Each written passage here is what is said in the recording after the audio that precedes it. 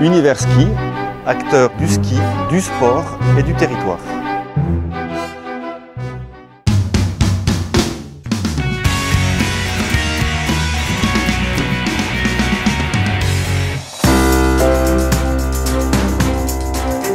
Tranche du classique surprenante. Samedi matin, les concurrents étaient nombreux au départ.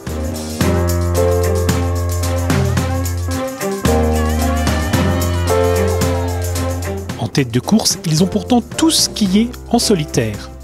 Seuls au monde, face à la nature, face à eux-mêmes. Derrière Reza qui a gagné sans grande surprise, le Giromois Adrien Mougel a tenu son rang. Deuxième de la tranche jurassienne l'an dernier, il finit deuxième de la tranche du classique, sans toucher du doigt la victoire.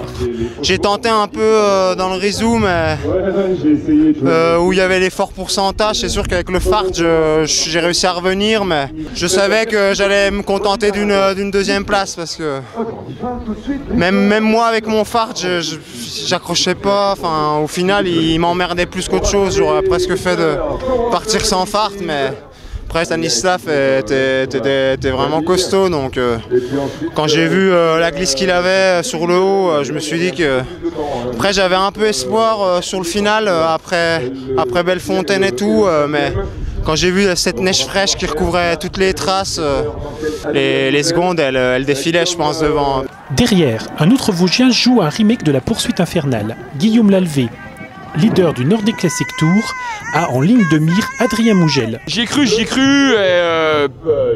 je pensais vraiment revenir sur lui. Je me suis dit il va coincer.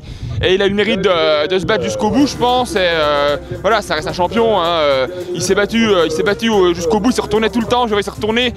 Ça me faisait du bien parce que mentalement, voilà, se dire qu'Adrien Mougel se retourne pour voir si je suis pas en train de rentrer sur lui, pour moi c'est des moments forts. Je partais en voyant la start list d'Adrien Mougel, Stanislav Rezac, au départ je me dis si tu fais déjà sur le podium ce sera fantastique, mais dans un coin de ma tête c'était vraiment ça. Et voilà, je savais qu'il y avait Rodi aussi qui était là, et j'avais des skis fantastiques, franchement je pense que j'avais des skis incroyables, j'en reviens encore pas moi-même.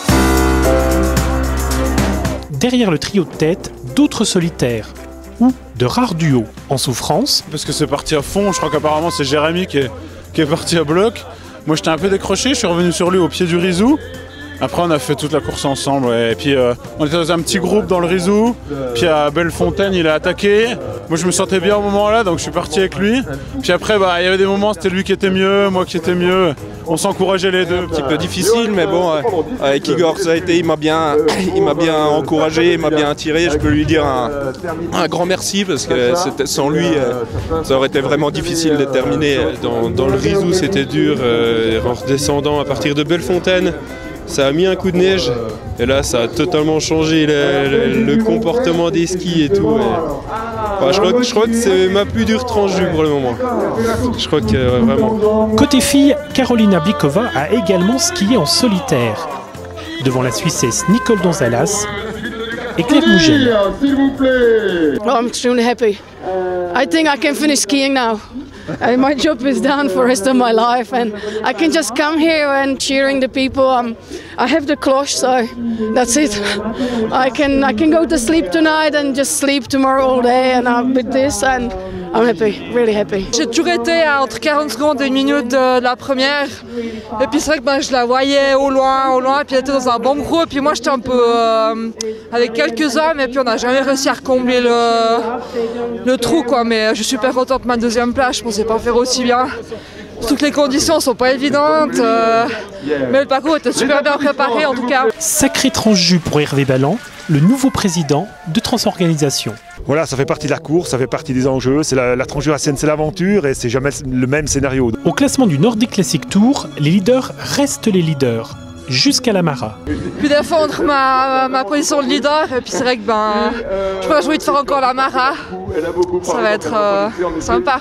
Là j'ai assuré le gros du boulot, c'est génial d'avoir fait ça, quoi. Là je suis ravi, je suis comblé.